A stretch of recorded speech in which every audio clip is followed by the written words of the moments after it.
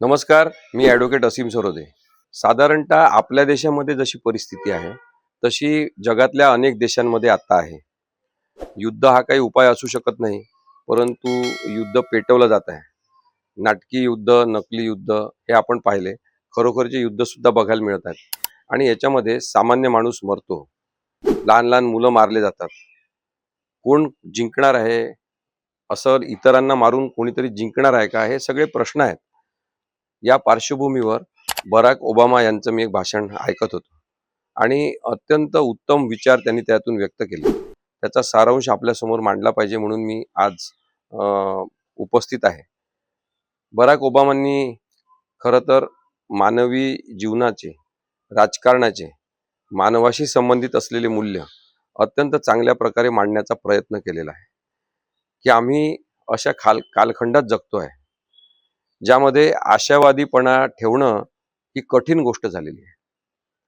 आपण खूप जास्त होपफुल राहू शकत नाही अशी परिस्थिती निर्माण झालेली आहे.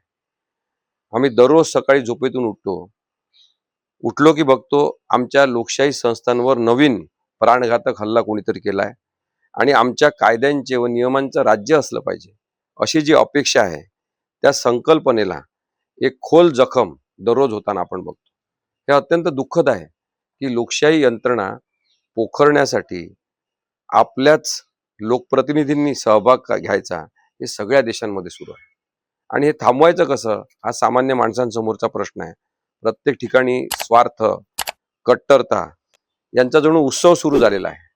जे खूप कट्टर आहेत ते लोक पुढे पुढे आपल्याला येताना दिसतात, त्यांचे चेहरे आपल्याला चमकताना दिसतात.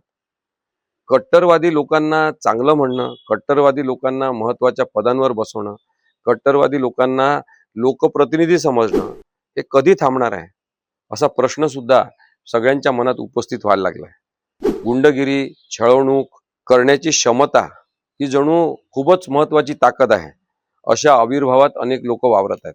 जे गुंड आहेत, दिसण्यात गुंड असलेले लोक असायचे आधी, पण आता चांगले कपडे घातलेले गुंड सुद्धा सगळीकडे आपल्याला वाढलेले दिसतात. यांचा बंदोबस्त कसा करायचा? समाजामध्ये हे लोक वाढायला नको, त्यासाठी आपण सामान्य माणूस म्हणून पुढाकार काय घ्यायचा? अज्ञान असेल, अप्रामाणिकता, भ्रष्टाचार अशी प्रवृत्ती असलेल्यांना अनेक मोठे मोठे बक्षीस मिळताना दिसतात. मग विज्ञान, वैज्ञानिकता, बौद्धिक तज्ञता बदनाम केली जाते. जो कोणी वैज्ञानिक बोलत असेल तो बदनाम झाला पाहिजे, जो विज्ञानवादी असेल त्याचं कोणीच ऐकायला नको, तो मूर्ख आहे अशा प्रकारची संभावना केली जाते.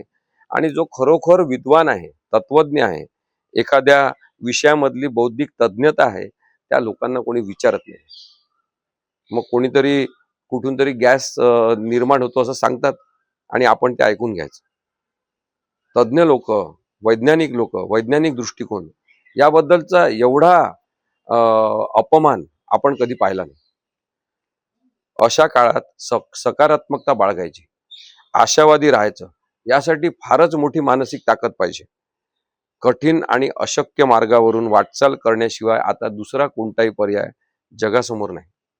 महात्मा गांधींना एकदा विचारलं की शांततेकडे जाणारा मार्ग कोणता आहे, तर महात्मा गांधींनी सांगितलं शांतता हाच शांततेकडे जाणारा मार्ग आहे. आपल्याला पीसफुलनेस याचे अर्थ, त्याचं महत्व आणि खरा विकास हा शांततेतून होतो हे कधीतरी समजून घ्यायचं आहे.